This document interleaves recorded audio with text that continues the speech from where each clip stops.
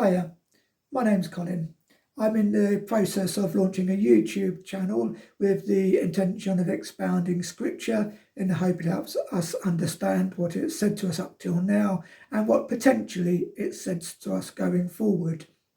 As part of this channel, I thought it would be useful for you to know a little bit about myself. So the first two episodes will be telling my life story, split into two for reasons that should become obvious as we go forward. First thing I should say to you though is that this video recording and editing is all new to me. I'm very conscious that my interaction with the camera and speaking to you will not be great to begin with, and my editing skills poorer than that still. I would ask that you bear with me as I grow into the role and hopefully improve over time. Anyway, my life story. As I say, I'm Colin. I was born in Ramsgate in Kent. I have 5 siblings and a mother and a stepfather who I originally grew up with down in a council estate there. The first 5-6 years of my life was spent living with my grandfather, with my elder sister. And part of that was because of home life, and the rest of my childhood home life on the council estate was interesting for various reasons, and the nature of home life impacted us as children in different ways, none of which is appropriate to go into here. But I enjoyed my life, I enjoyed my childhood and loved my family very much. Like many children of the 70s, I was sent to Sunday school, which in our case was with the local Salvation Army. The main reason for that was simple. They sent a minibus round to the neighbourhood and picked us up, and it meant really cheap babysitting for my mother. Notwithstanding that, I stayed with the Salvation Army till I was 18 years old, and I credit some of the people there with building the character that I am. They taught me many things, they helped me grow in many ways, and I am indebted to that group of people for helping me become who I am. At the age of 18, I felt I wanted to become a minister within the church organisation of the Salvation Army, but recognised I didn't really understand much about what the church was, and therefore asked if I could go to London to get some voluntary working experience in a hostel there. I went to Blackfriars in southeast London, a hostel consisting of large, huge dormitories looking after homeless men, alcoholics, drug addicts and former offenders. I did the 2 weeks there, and then shortly after returning home was invited back to work full time. I'm not quite sure what was seen in me, but the officer in charge saw something within my characteristic that enabled me to interact with these men, notwithstanding my short stature. I'm 4'11", quite slim, and notwithstanding that, I had a way of interacting with these men such that I could calm situations, resolve issues without too much difficulty. And that progression led me to taking on more senior roles within the social work of the Salvation Army there. In 1984, some 6 months after moving to London, I was introduced to a lady by the name of Janet. To be honest, we were introduced as a joke.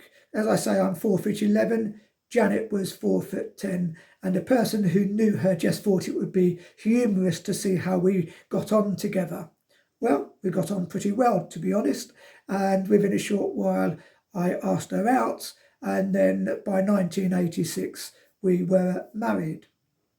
When we married, we were asked if we would consider becoming assistant managers of a hostel in Poplar, East London, but to be honest, we wanted to get used to each other as a couple and living together, and so we declined and said no. But in 1987, a year or so later, we accepted the request and took on the role of assistant managers of this hostel in Poplar. Some few months into that role, I developed a chest infection. Nothing major, just a normal chest infection. But the issue was that our work was quite stressful, hours could be quite long, and the opportunity to rest quite limited.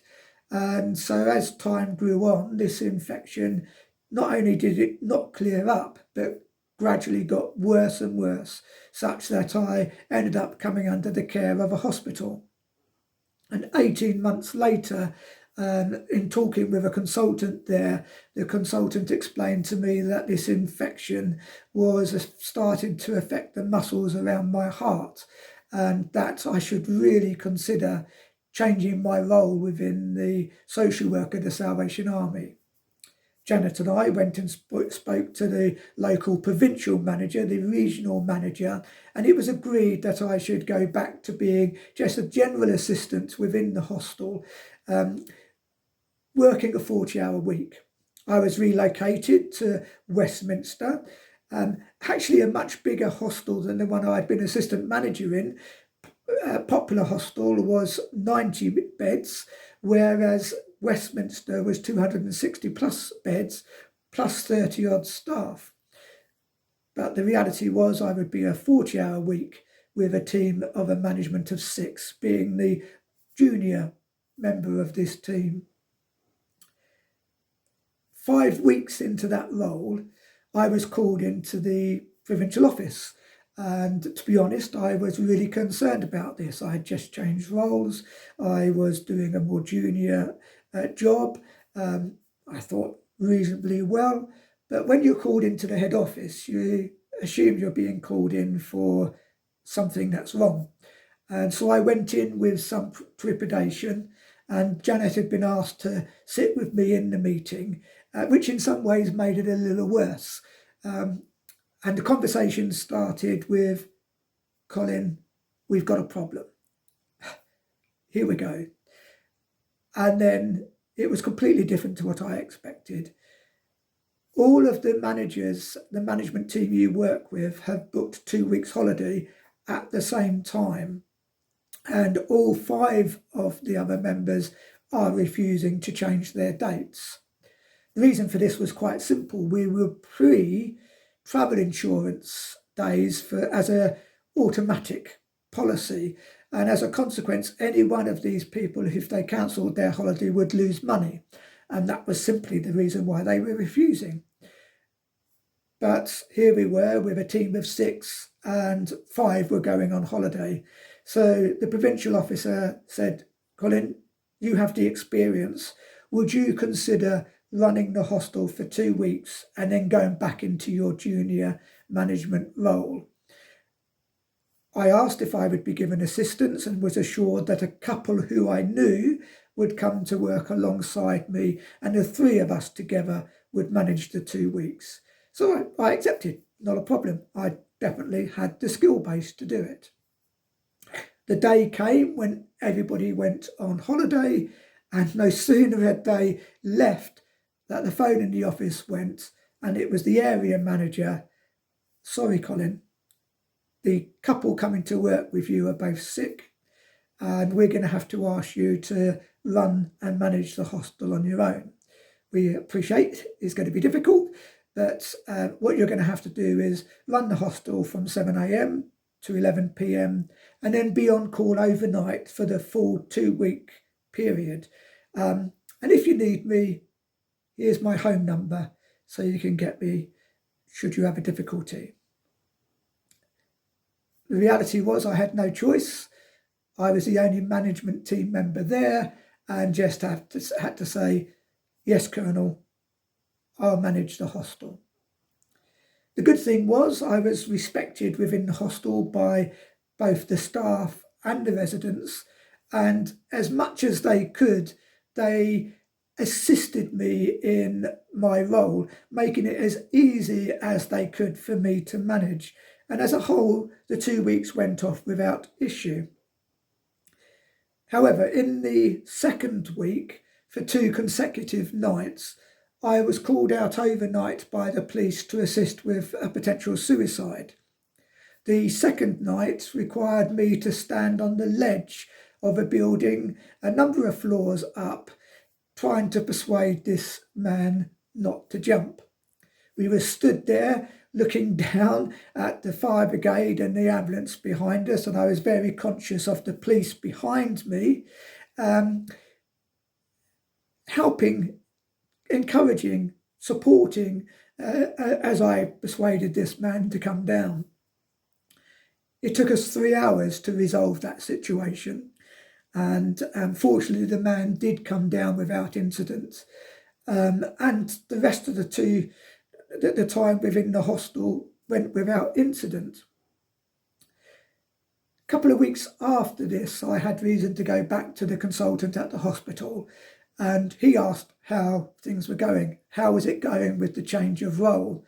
And my wife, Janet, reacted quite strongly to this and said, well, tell him, Colin, tell him. And I then explained what had happened. I explained about the hours that I completed and the situation I found myself in on that roof. And the consultant just looked at me and said, well, Colin, we've got to the stage where if you're unable to help yourself and the Salvation Army is unable to help you, you're going to either change your job completely or we're going to have to stop supporting you. There was no choice really, and I reluctantly agreed to change my work from being within the Salvation Army to another role. I actually went on to join a bank. Now the thing is, I left school without any qualifications, just basic CSE grade C. And notwithstanding I was just coming from a management role, the person interviewing me quite rightly said, you have no skill base to join this bank. We're going to have no choice but to put you in at the lowest level and for you to demonstrate that you have the skill to work for us. I was quite happy with that really, because the reality was even that lowest role was a better paid role than I had, and certainly it would be far less stressful. Some 6 months later, with this new financial position, stronger position we found ourselves in, Janet and I were able to buy our first home together in a place near Chadwell Heath in Essex. This enabled us to finally consider starting the family, having talked about having children before we married. In fact, we had even chosen children's names of Stephanie and Michael in anticipation of the family we would one day have. So we were having these conversations, and Janet's parents were aware of this, and her dad turned up one day and spoke to us and said, look, I know you're thinking about having a family. You know I've got an illness. This illness affects boys, and therefore none of my daughters, Janet or her sister Christine, are affected by it. But the reality is we don't know whether she's a carrier of that illness. So Dad persuaded us to go to a hospital and get Janet checked out to see if she was a carrier. We did that. We had all the tests. We went back for the results, and sure enough, it was confirmed Janet was a carrier of her dad's illness. In itself, not a major issue. It would only affect a boy if we had a son. And in the scheme of things, it was treatable and he could have a good life provided he had that treatment. So we weren't overly worried.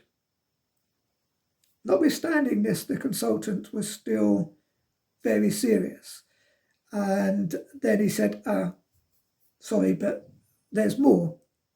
What do you know about Janet's mum's background?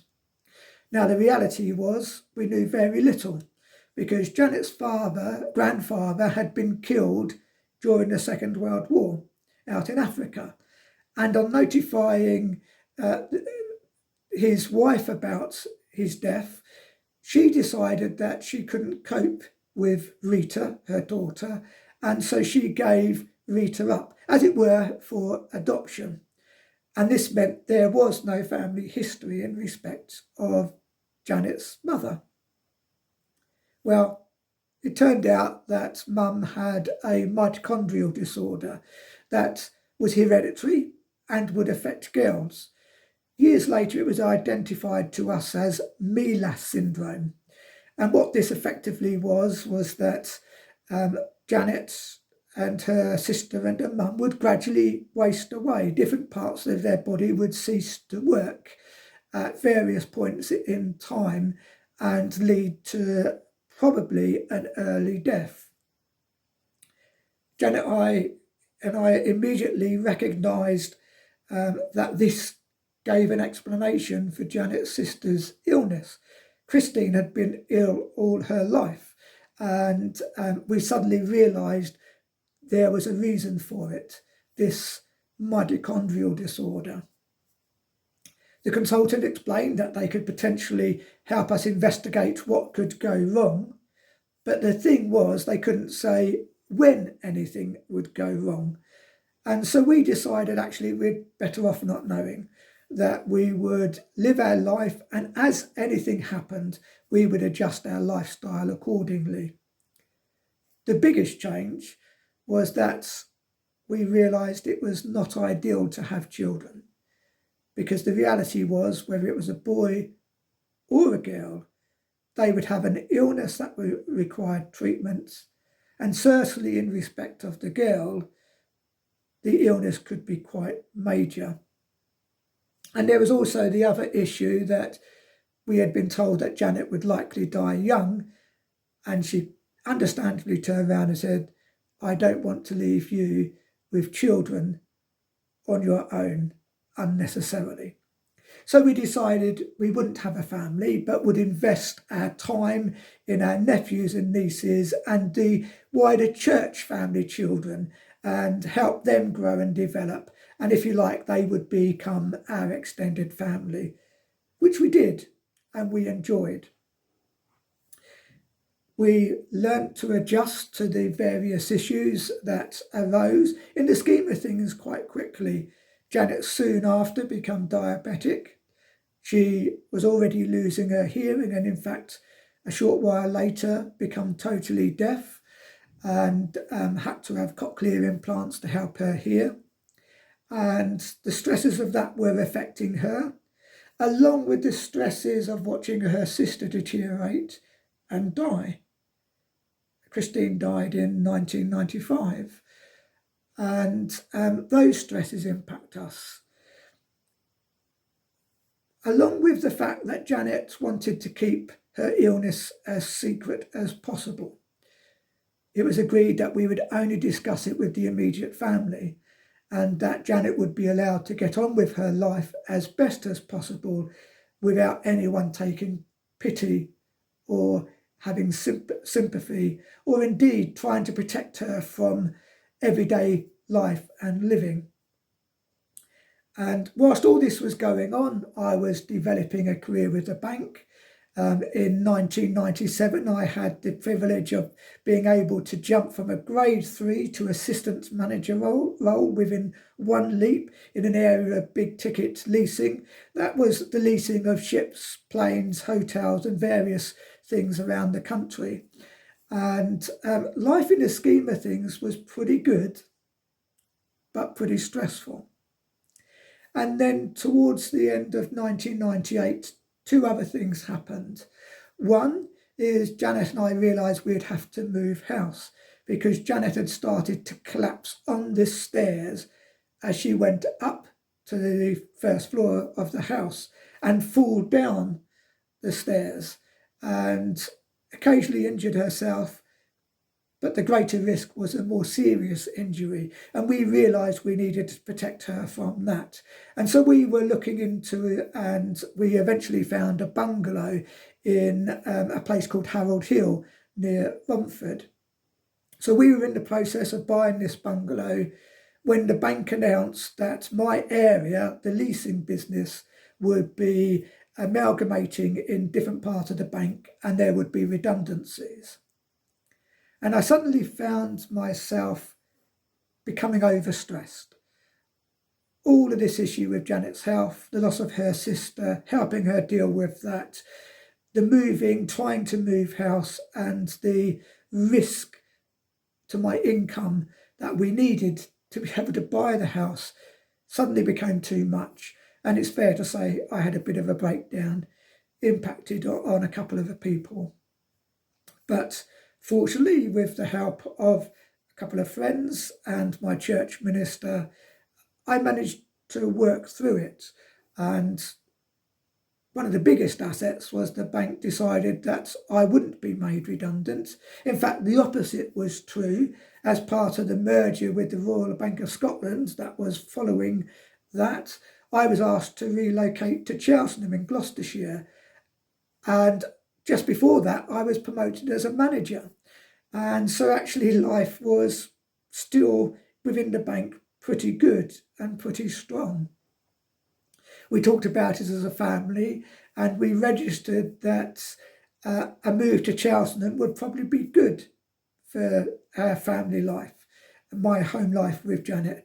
One of the main reasons being is that by this time Janet was regularly collapsing, either at work, in the street, in the home, and I would get a call to urgently return home to assist her. But travelling across the city could sometimes take 2 hours, adding to the stress that Janet and I felt. And we realised the move to Cheltenham would reduce that travel time considerably and probably improve our home life. So we accepted the move, and indeed it worked very well for us. Janet actually picked up her health for a period of time, and life was once again good. We settled in working in Cheltenham, we lived in Gloucester, and we attended the Salvation Army in Gloucester and had a good church family around us. But the reality was Janet's health was still deteriorating, as was indeed her mum's. And by 2002, late 2002, Janet's mum's health had deteriorated such that she was having to be considered to go into a care home, partly because my father-in-law, Janet's dad, David, by this time had developed cancer and was quite ill himself. And so mum was put into a care home, and dad had his treatment in hospital, and Janet and I would regularly travel down from Gloucester to be supportive to both mum and dad as we could, yet again adding to the stressful life we were living. At the end of 2003, I decided the best thing I could do was actually leave the bank and spend more time with Janet, whose health was yet again continuing to deteriorate, and be supportive to her family. Around this time, the bank had decided that all managers would go on a training course to Snowdonia, an out of bounds like course, if you like, where they would learn to grow and work as teams together. And even though I was about to leave the bank, my manager, my local director, said that she felt I should go on this course. It would benefit me for my future career, whatever that turned out to be, and that it would enable her to say to other managers that they should attend the course also. Because if I refused, maybe other managers would too. And I did attend that course, and in fact I will come back to what happened during that course in the next video. I resigned from the bank and actually left in April 2004. Janet's dad was really put out by this because he could see that I still had a good career opportunity ahead of me and the income that would come from that and the security. But I had to highlight to Dad that he himself had built a career, had built up good savings with the intention of retiring and travelling with Mum, having holidays together, enjoying retirement together. But the reality was that as soon as he retired, Mum was too ill, he became sick himself, and they weren't doing anything in respect of having holidays or enjoying life. they were just surviving as they worked together through their illnesses. He conceded this was the case and therefore accepted my resignation. But before I actually had the chance to leave the bank, Mum died in March 2004. Dad was still quite sick at the time, so Janet and I helped deal with that situation as best as we could. We adjusted to life, we rallied around Dad and supported him as best as we could, but the reality was his cancer was not good, his health situation was deteriorating, and in June 2005 he passed away. The impact on Janet was quite heavy, and you would appreciate she had lost her sister and her mum to the illness that she had, an illness that she knew would affect her in the same way. And I can't tell you what it's like to watch two people die, knowing that everything you see is going to happen to you, and the impact that had on her, and therefore the impact it had on me. Coupled with this, obviously, the impact of her dad and watching him pass away. This all affected Jan and, to be honest, probably hastened her deterioration. And the next few years become very hard for us. Janet, like her mum and sister, was really losing the ability to walk. She was developing dementia, even though she was only in her early 40s, and life was hard. This again impacted on me and impacted on a group of close friends. But they helped me work through it. Again, I'm grateful for that. And the reality was that within a short while, Janet passed away. She died in March 2008. And it impacted me quite heavily. It made me question how I went forward and what I did. And life was a little bit of a turmoil for a while.